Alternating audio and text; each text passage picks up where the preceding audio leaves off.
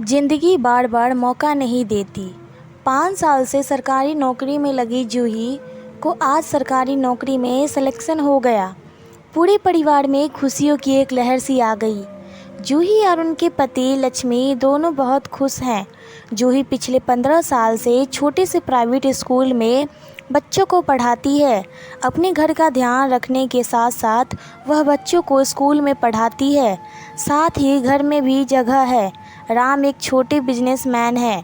घर में ही कोने में एक परचून की दुकान है। वही है, दोनों की कमाई किसी तरह घर के खर्चे पर टिकी हुई है।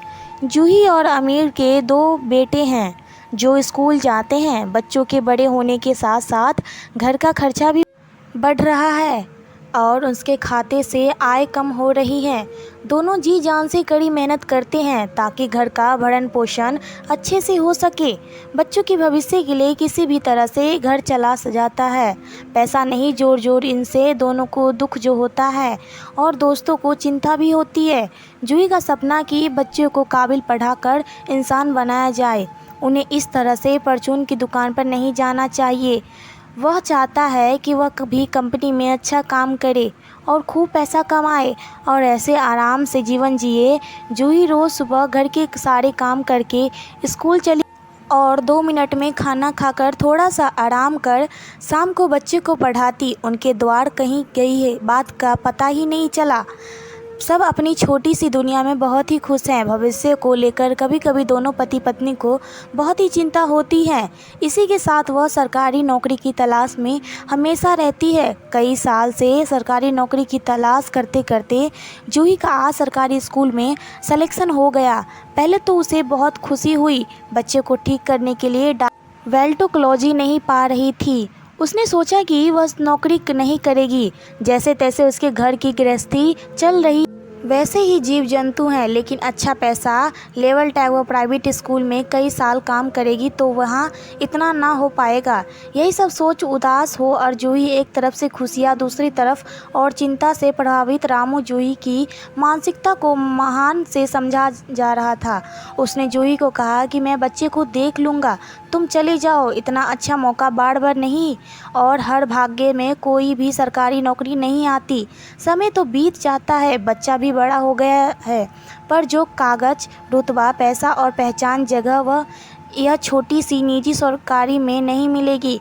जूही ने चिंता व्यक्त करते हुए कहा, पर राम मेरे बच्चों को नहीं छोड़ता।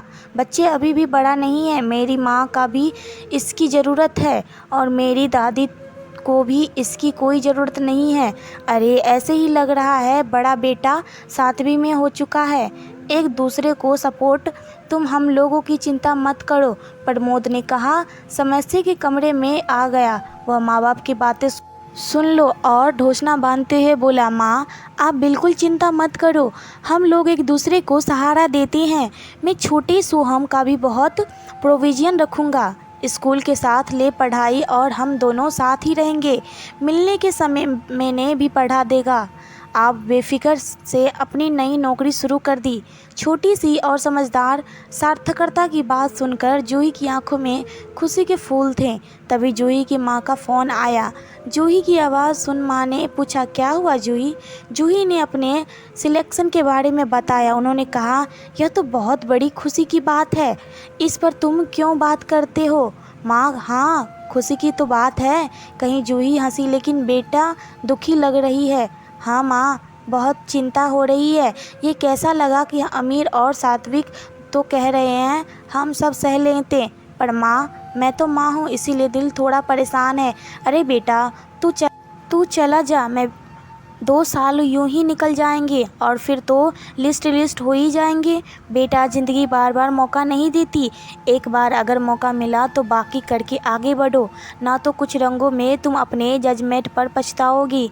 यह छोटे मोटे स्कूल वाले ज़्यादा पैसे नहीं देते और मेहनत करा के कारीगरी भी अलग अलग लेते हैं, इसीलिए अच्छा मौका मिला है। सामान गवाओ नहीं, माँ ने समझाते हुए बोला। हाँ माँ शायद आप सही कह रही हैं, मुझे एक बार तो ही देना है। भारी मन से या सचिव जूही ने फ़ोन रख दिया। कुछ देर के विचार के बाद मुझे लगा कि राम और स्वामी सही कह रहे हैं। इतना बड़ा डेमोक्रेट पद हमेशा के लिए नहीं। जूही ने अपनी नौकरी रखने का फैसला ले लिया।